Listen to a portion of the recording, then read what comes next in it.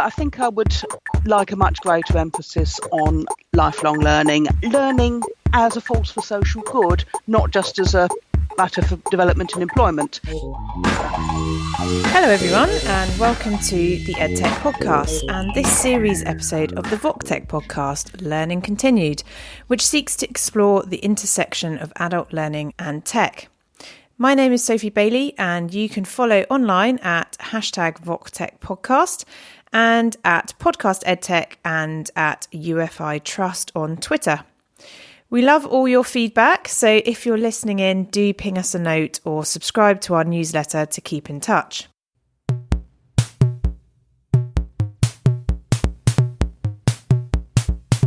A big shout out to Ufi Voctech Trust and Ufi Ventures for supporting this series and vocational skills development in the UK through their investments and grants in vocational technology. And as if you didn't know already, the Ufi Voctech Seed Fund is open until the 13th of February. So if you've got an idea for a project that uses digital tech to help people improve the skills they need for work across the UK, do apply now for grants of 15k to 50k available. Right, this week's episode is all about lessons from a lifelong learner. You'll hear from the exuberant Cath Brown, the Open University Students Association president, and a prolific learner both online and offline. On self-directed learning, Cath was recently quoted as saying, "I think we can all think of activities that are conventionally done with other people, but occasionally we do it on our own," which I think is a brilliant and cheeky truism if ever there was one.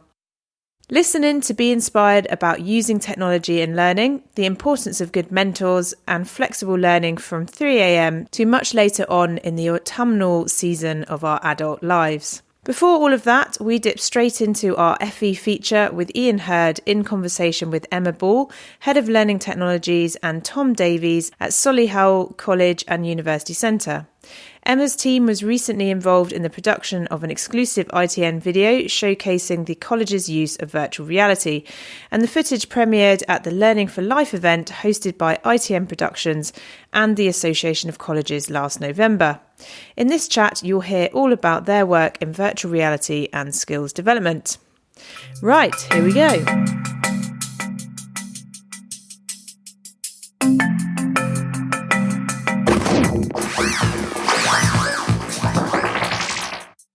So I'm sitting here at Solihull College and University Centre with Emma Ball, Head of Learning Technologies, and our technician... Tom Davies. Head Learning Technologist. Oh, Learning Technologist. The chief. Don't promote him. I'd like to pay him some more.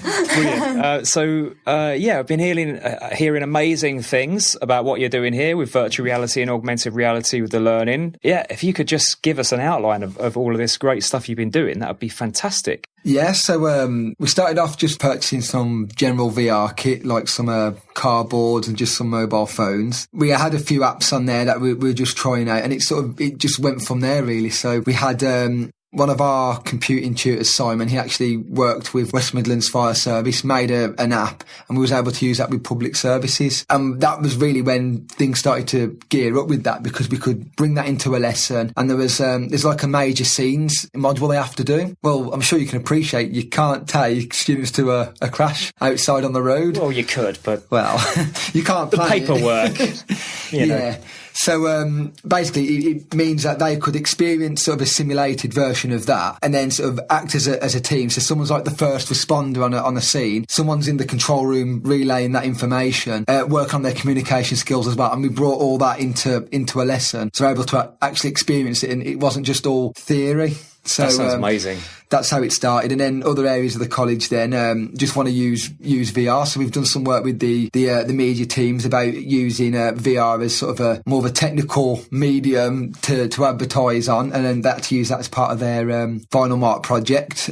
We've also had some of the level ones giving it a go just to see how they sort of take to the technology, and actually it's great from an accessibility point of view for the level ones, because they have higher needs than your average student, and we had entry-level hair and beauty, and then they were using that for skills like coordination, balance, judging distance, because of course all beauty and hair related skills, you need to be doing that on somebody. You need to know what you're doing. And we've just recently done a training session with Borsal Common School, a taster day, I should say. They came in.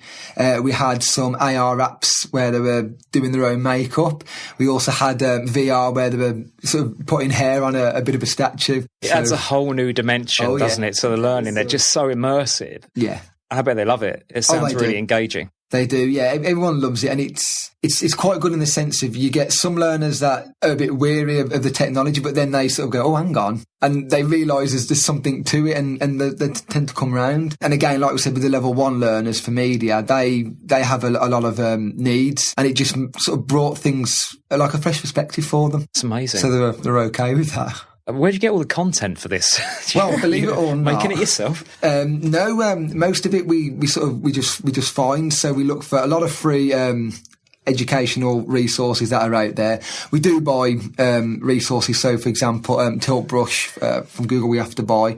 So we brought a license for that. It's amazing, isn't it? But I love that program. It's great. It is pretty good, yeah. So we do have Corey, our technician, and a whole VR degree level course. So we have students actually in the college who are developing VR content. We're looking at opportunities at the moment to offer live briefs for students as we're finding needs around curriculum. Yeah. So we've just relaunched our digital strategy for the next 3 years. And as part of that, we're looking for projects that we can embark on in different curriculum areas that suit their needs and their aims going forward. And we've been working with Corey and also the VR tutors to spot opportunities for their students to be involved in developing stuff for other students to be using. That's really interesting, isn't it? When the students are actually developing some of the teaching and learning materials as well. Yeah, we've also, we're just about to purchase a program that allows us to put hotspots and quizzes into immersive 360 video. So we're hoping that will be a bit of a game changer because it doesn't need as much technical specialist skill to actually create some content. Yeah. So we're hoping that we can work with curriculum teams to create some content too. Yeah, that sounds really good. Yes. I mean, there's so many ways that this can be used in a teaching and learning context, with the students making content, you bringing it in and them learning through being immersed in lots of, real world authentic situations, which is it's just new, isn't it? There's so many things. I suppose we're in the early days of it now, isn't it? I mean, how are you planning to measure the impact of this? Well, when we've done sessions so far, we get the general ad hoc. How did you find it? That kind of those kind of comments feedback and so on. But I suppose that's what matters, really. Is how they're engaging with it. It is. It's kind of, you're taking a sort of user-centred approach to. Yeah, because what it is, at the end of the day, if you do something with the students and the learners and it doesn't work, there's no point doing it again. That's really how we've more adapted what we've got. Tried it with the learners, and then they come back and sort of go, well, yeah, that worked well. And, oh, hang on, well, what about this?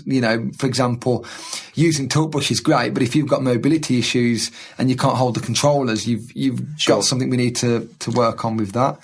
Yeah, but, I think in terms of measuring impact, there's an obvious impact in engagement that the learners that we work with when we do these activities do seem to be highly engaged by it. In terms of measuring sort of the more specific curriculum impact, the more control we can have over content and creating content, the more specific we can be in terms of the learning aims we're hoping to achieve from it. And that will allow us to measure the impact better. At the moment where we're using a lot of content that we're buying, we're having to try and find a way to make it fit.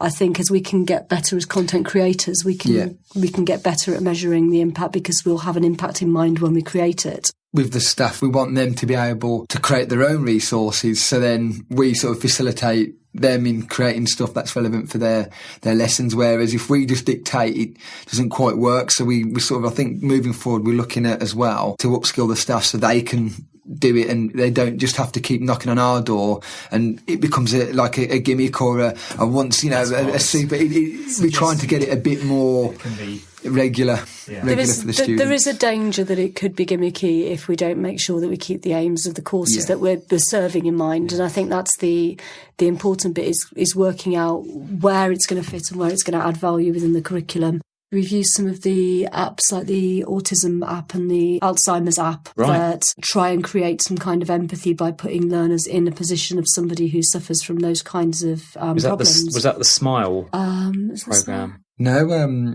the autism app is actually from is it the Autism Society? Oh, okay. It's actually one of their apps that they use. When you watch it on a phone or you see it on some other device, it's very much you look at it, you think, I can see through their eyes. But when you put that in a headset and your headset's on, and you're seeing that straight into your eyes, and also you got the sound into your ears, you are then immersed. And and we're talking about impact. That makes the impact. Yeah. And we did a little trial with that one with the level 1 media students. So we got them to look at it without it in a headset, just on a phone first of all, and write down a few things, to do with how did you find it, what did you notice? Got them to put it on a headset, and the same sort of thing. What did you find? What did you notice? And they just were blown away by how immersed they were. I felt like that was happening to me. How did this all start then in terms of funding? How was it funded originally? I think, if I remember correctly, we saw things, 360 videos, thought, well, we've got a bit of money in the budget to spend, and we just got ourselves a decent priced 360 camera. We got a few cardboards, like the Google Cardboards, things like that for headsets. Then we were told we could spend a bit more money if there was a need. So we sort of put a case forward, well, can we have a few phones? Got a few phones. Then that's what we started. We started looking for free apps. And then Simon, our computing lecturer, developed the West Midlands Fire Service app with West Midlands Fire Service. So we got that. We started using it with public services. Then we was allowed to spend a bit more money out of the budget, and we brought some more devices, more headsets. But if anybody's looking to start it, you start small and just gradually work your way up. So what's on the horizon? Anything new? The main thing we're looking at is getting the feedback from learners about what they think, because we've asked them, and they have ideas for their own course that they think would be great. So we listen to their feedback, generating sort of ideas from what they're saying to do with the HE VR course, their dissertations, working with Corey to get elements developed that we can use with the VR kit. And I think the main thing is training up the staff and basically having more resources that we make available, as opposed to free external resources that are good, but you have to make them fit with what you're doing, as opposed to create something for a specific purpose. They're trying to bespoke it. Yeah. The Solihull college experience. Well, yeah. That's a nice idea. It is. Well, thank you very much for your time. And great. Good luck. Cool. With everything. Sounds amazing. Thank you.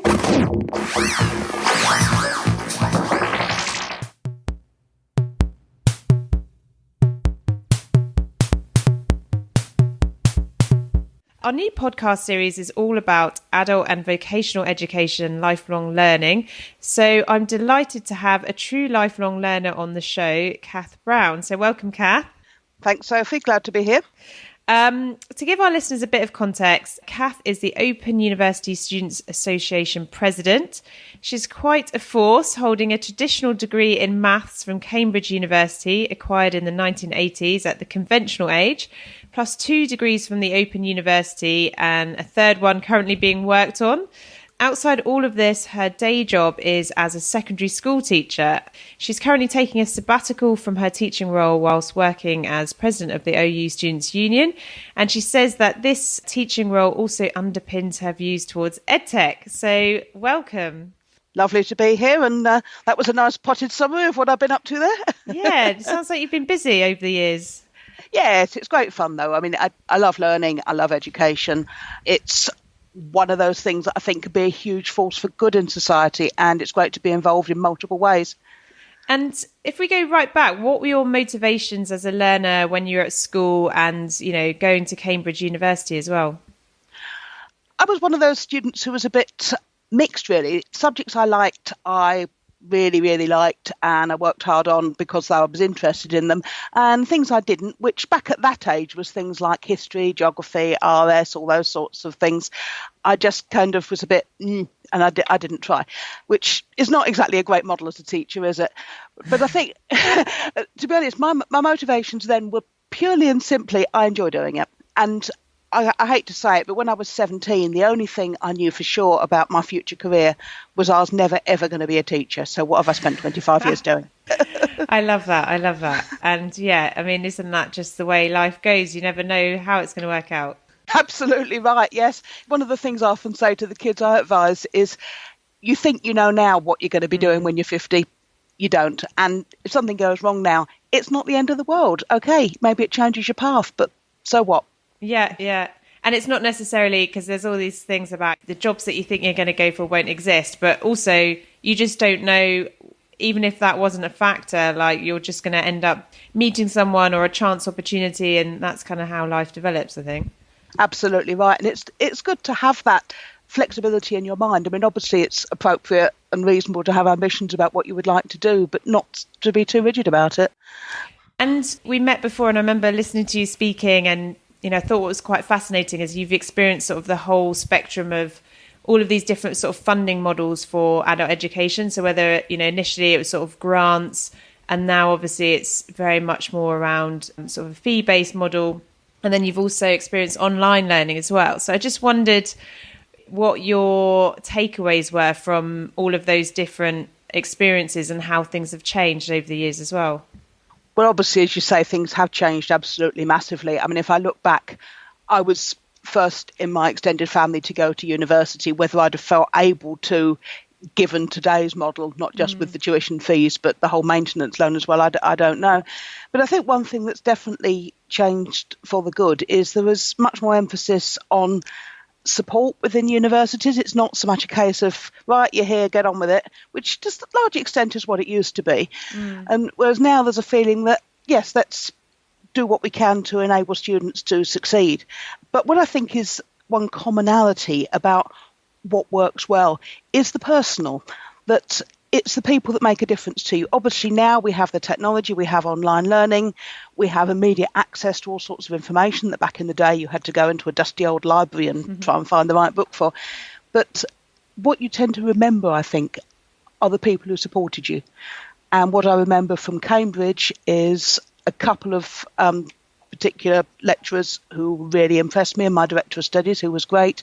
What I remember from a lot of my Open University degrees is an individual tutor or a member of a module team who really either inspired me or gave brilliant advice, or you just sometimes just feel a connection with.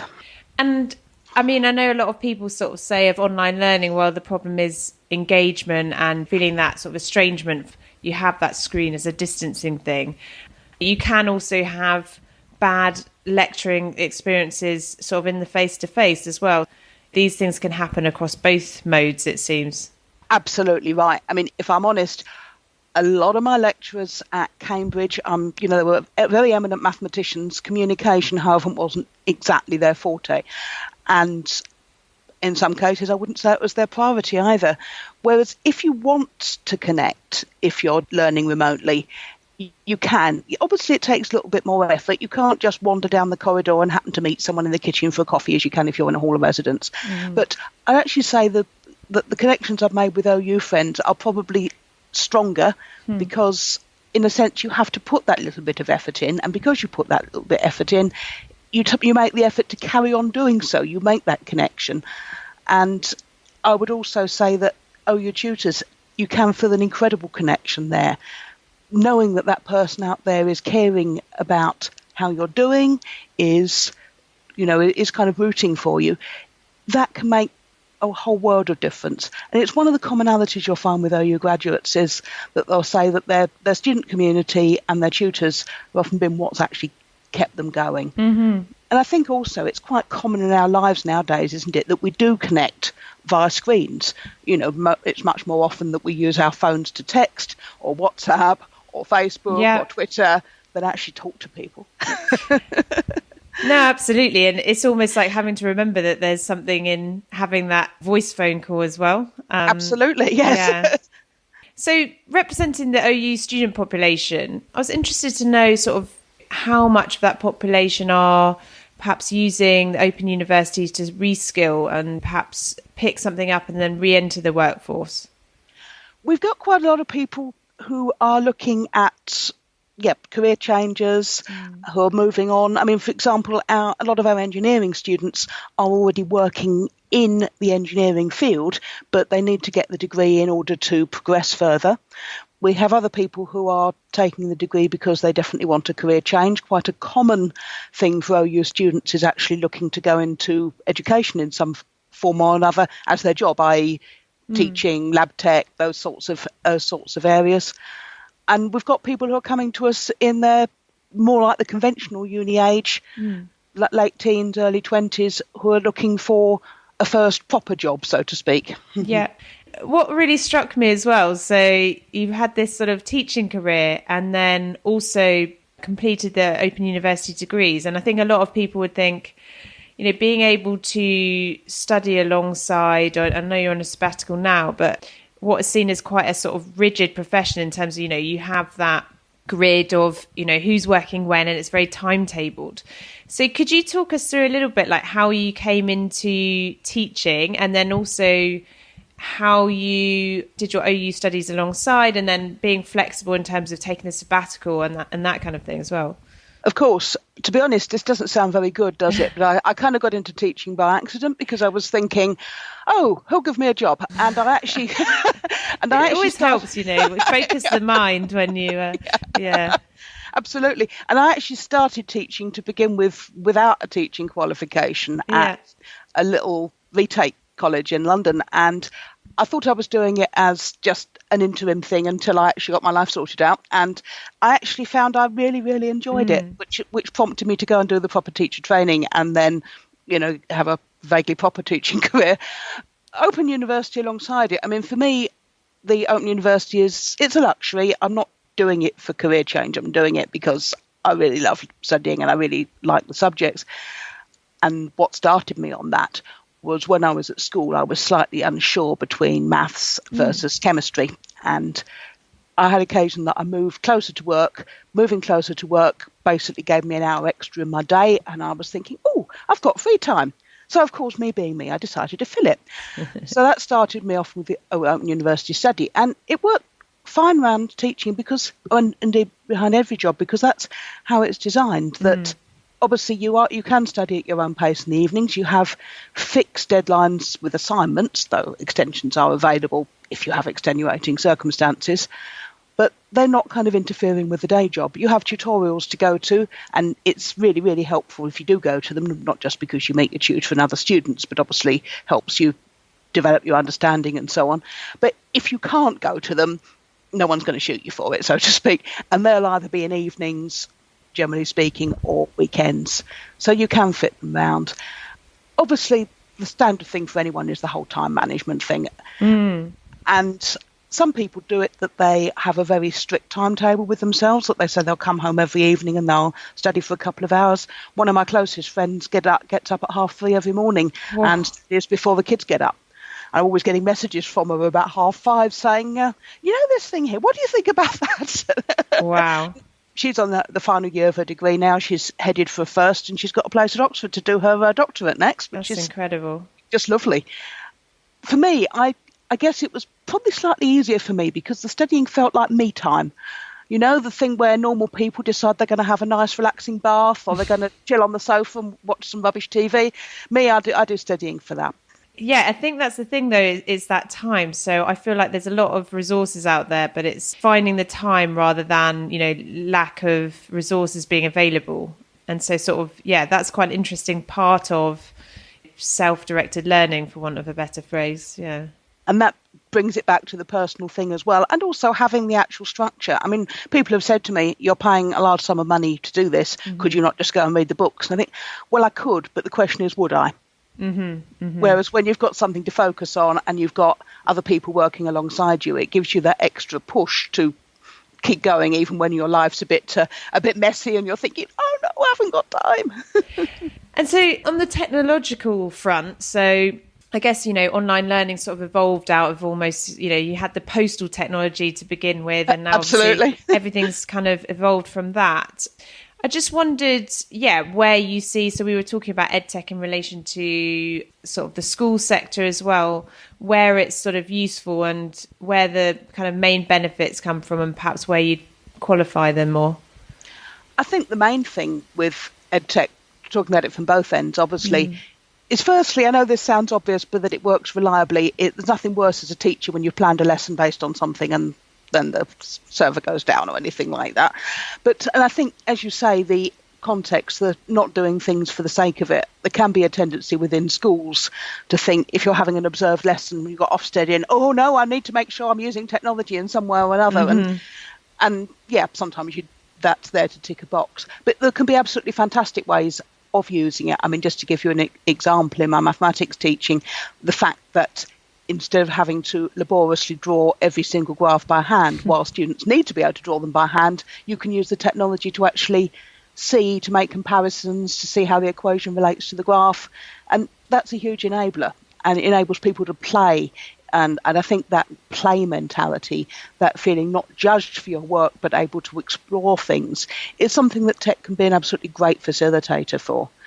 And as a student, obviously, the distance connection is a really, really useful thing. So, for example, as an OU student, you can access tutorials that are online. So you can be sat there in your pyjamas with a glass of wine as a tutorial, which usually they're a bit funny about if you do that face-to-face, I think. Although I love this story. There's a great story about Steve Jobs having to learn sort of social etiquette. He was at an event and then someone was chatting to him and he just started doing like a downward dog in front of them, and they're like, that's not really appropriate. Oh dear. But some people just kind of, like you say, they're sort of like, well, I've got to fill all my time and I'm multitasking. Glass of wine and pajamas sounds preferable. Very perhaps. Exactly. There are other aspects as well, things like being able to use labs remotely. I mean, that's not a replacement for being actually in there and getting the test tubes out, but the fact that you can do remote experiments, or our astronomy students who can use an observatory remotely and collect data that way. And that's something that obviously in a professional life an astronomer would be doing as well. So those things are absolutely amazing, really, that you can have the chance to do those things. And there are lots of other potentials as well. So, for example, if someone's struggling, if you have something, a kind of a smart recommender about where they could get backup on that. And that's, again, in addition to being able to ask for help from a human being. But sometimes people find it a little bit less judgmental if a machine says to them, oh, well, have you thought about doing this? So there's a huge potential, I think, with AI as well. We're not, obviously, this is early days for anything AI related, but I think AI would certainly have a potential in those sorts of areas, and in, should we say, quick and easy answering of basic queries as well. So doing a sort of segmenting of all the stuff that, to be honest, is a kind of distraction from better use of quality time with a tutor and that kind of thing. Just kind of a certain triaging of queries so that they can actually deal with the proper queries about, I'm not sure whether I should study this or that, rather than what's this? When's that? Where's that? So this series is all about sort of vocational learning. And so one of the questions I'm asking all my guests is if they can share any jobs they've had over the years that perhaps people were less familiar with. So, for example, when I was studying in sixth form and when I came back from university, I used to be a porter in the local hospital, which had basically the whole spectrum of life's stories, which was quite interesting. And I just wondered if you had any that are like outside of your LinkedIn CV. Yes, when I was at school and during university, I worked for the K's catalogue company. One of those, the mail order ones. Yeah. And that was probably the most boring job I've ever done. Because they used to have these silly little competitions in the newspaper where they fill in this coupon, spot the differences, and we'll send you a £10 voucher. And I was opening the envelopes for those. Oh, my days. That was so boring. But what was really good in a way was it's a real incentive to get off your backside and get your education there, because some people were doing that for their life. Yeah. I felt actually rather privileged that I was only spending 8 weeks bored out of my mind. And then you have to be really careful about articulating how bored you are, because you say, the person next to you is kind of like, this is my life you're talking about. Exactly, yeah. Good one. Yeah, I like that. So what would your aspirations be for sort of adult education? If you could do anything, sort of, if you had that sort of magic wand in terms of policy or whatever it might be, where would you like to see it, or how would you like to see it develop? Well, I think I would like a much greater emphasis on lifelong learning. I mean, I know that the Augar recommendations are going part way towards that, but I think parity for the traditional academic and vocational would be really important to give everyone the same access to funding. It shouldn't be just about the university sector. I mean, obviously that's really important, but I would also like to see putting a little bit more value on things that don't just directly lead to high paid jobs. I mean, the sort of metrics that we have that focus on Leo data and so on don't really value the other huge benefits that lifelong learning can bring both to the individual and to society more generally. And they don't really value things that might not be very highly paid jobs, but are incredibly socially valuable. So I think probably an enhanced respect for learning as a force for social good, not just as a matter for development and employment. So putting the two together, I mean, if I look back to the 80s, there used to be an awful lot more what I might call adult education in the broader sense, evening classes and those sorts of things. So I'd like to see those back. I'm also a little bit sad about the suggestion within Augar that we get rid of the existing equivalent or lower qualifications ELQ exemption for STEM subjects. I mean, under the current system, you can do a STEM degree as a second degree and still be able to access student finance in England, and that looks like that would be going. So I'd like to see that restored, because for career changes, it can be really, really important that you go in and you do that other degree that enables you to go into that new field.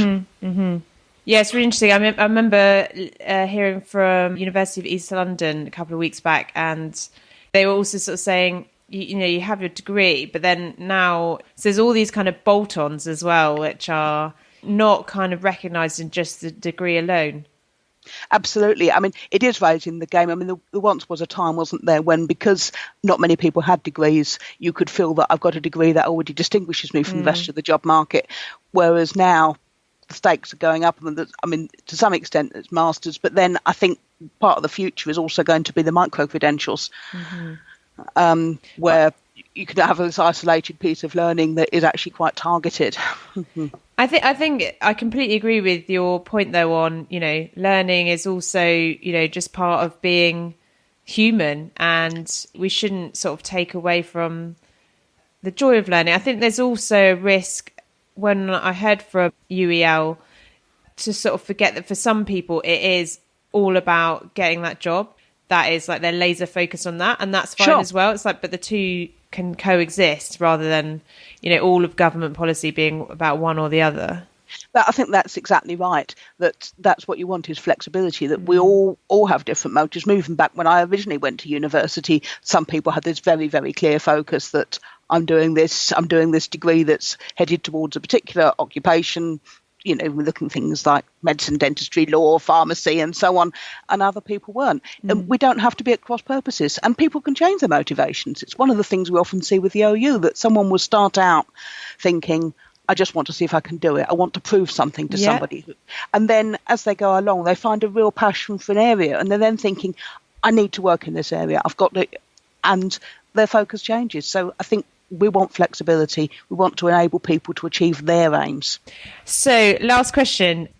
We always ask our guests any kind of books, people, other resources that you'd like to share with listeners that have kind of resonated and impacted on your life. Ooh, that's a difficult one. I'll just throw that in there. Yeah. I guess, I'm probably not for books and resources so much. It's not what I might call famous people, but just I think sometimes people are a model to you, aren't they? That the way they approach things. And I'm going to be a little bit cheesy here and say that as regards to lifelong learning, I'd have to say my mum. She was obliged to leave school when she was 16 because back in her day, people from her class didn't stay on. They'd say, great girl like her, what's she in school for? She should be out working. And, so she left school at 16. She got a range of jobs throughout her life. Mm-hmm. In her 60s, she decided to do an OU maths degree. That's amazing. I love it. Yeah, and she loved maths then just as much as she ever did at school. And I was so proud of her for doing that. And she did various other things. She did evening classes in history. Yeah. But all that lifelong learning, the things she wanted to do younger, she did then. And so, yes, I think in terms of the lifelong learners, in terms of championing lifelong learning, probably she's been my biggest inspiration. Do you know what? The mum comes up a lot. So... shout out to all the mums because they're definitely having an impact.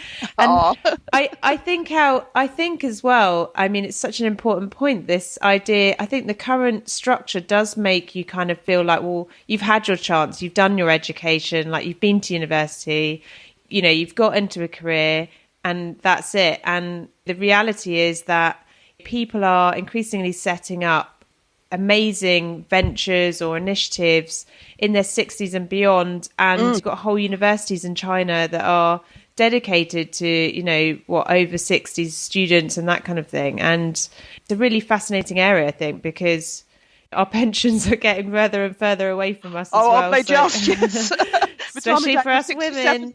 Yes. Yeah, it's just and embracing that and there's never a time, if you can reorganize things to sort of jump back into learning and to whether it's for work or whether it's for pleasure. So, big one. And I just will say, thing with the Open University, you don't have to give up the day job. Great plug. I love that. Well, thank you so much, Cath. And if people want to follow your work and find out more about what you're up to, how do they go about doing that? You can find me on Twitter at Notorious Cath. Notorious Cath. No, not the Notorious B.I.G., Notorious Cath. Well, thanks so much, Cath. That's been great. That's a pleasure, Sophie. Thank you. Thanks for listening, everyone. Huge thank yous to my guests, you for listening in, and Ufi Voctech Trust for supporting. Final shout outs. If you haven't already, go and sign up to our newsletter. In this week's newsletter, there's more info on the Ufi Voctech Seed Grant, which is open now and supporting ideas possibly like yours.